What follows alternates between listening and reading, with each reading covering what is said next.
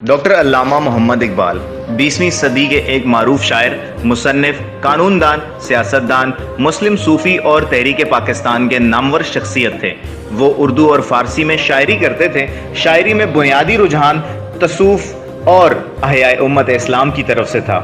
अल्लामा इकबाल को दौर जदीद का सूफ़ी समझा जाता था। बहसियत सियासतदान इनका बुनियादी कारनामा नज़रिया पाकिस्तान की तश्कील है, जो इन्होंने 1930 में इलाहाबाद के मुकाम पर पेश किया। ये नज़रिया बाद में पाकिस्तान के क़याम की बुनियाद बना।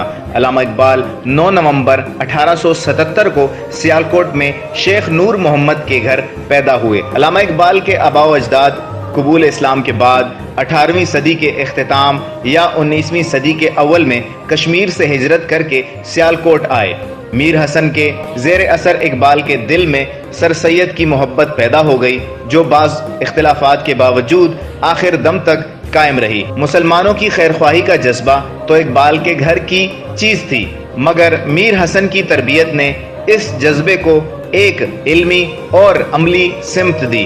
कुदरत ने इन्हें सूफ़ी और अक्लमंद बाप और आलिम उस्ताद अता किया, जिससे इनका दिल और अक्ल यकसू हो गए। दोनों का हदफ एक ही हो गया। ये जो अल्लामा इकबाल के यहाँ हसन और फिक्र की नादिर यकजाई नज़र आती हैं, इसके पीछे यही चीज़ कार फरमा है।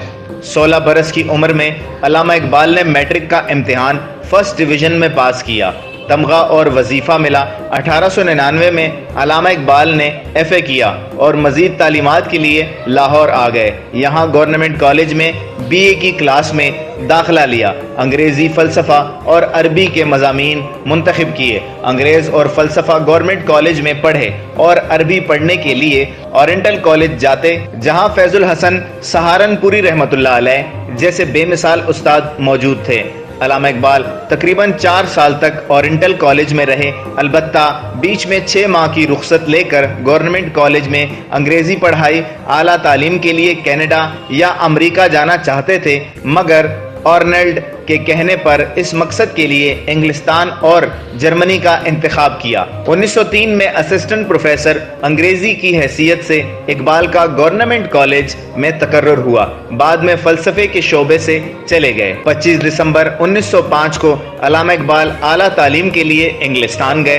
अभी यहाँ आए हुए 1 माह ही हुआ था कि बैरिस्ट्री के लिए लिंकन जोन में दाखिला ले लिया और प्रोफेसर ब्राउन जैसे फाजिल उस्ताद से रहनुमाई हासिल की। बाद में आप जर्मनी चले गए, जहां म्यूनिक यूनिवर्सिटी से आपने फ़लसफ़ा में PhD की डिग्री हासिल की। सर अब्दुल कादिर भी यहीं थे।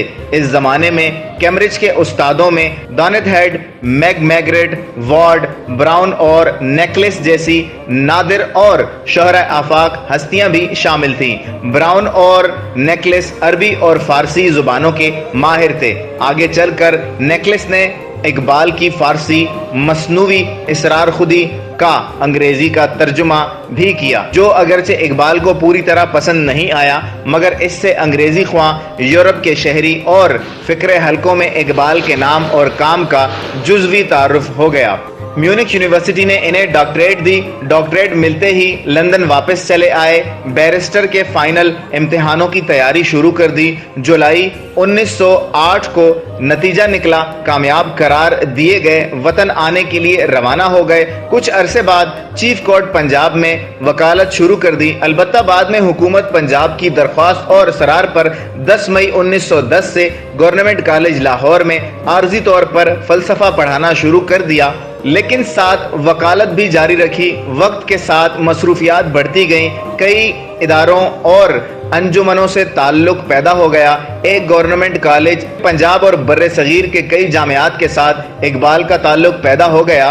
लाला राम प्रसाद प्रोफेसर तारीख गवर्नमेंट कॉलेज लाहौर के साथ मिलकर निसाब की एक किताब तारीख़ हिंद मरतब की। आगे मुख्तलिफ औकात में ओरिएंटल एंड आर्ट्स फैकल्टी और सिंडिकेट के मेंबर भी रहे। पंजाब यूनिवर्सिटी से अल्लामा इकबाल अमलन 1923 तक मुतालिक रहे।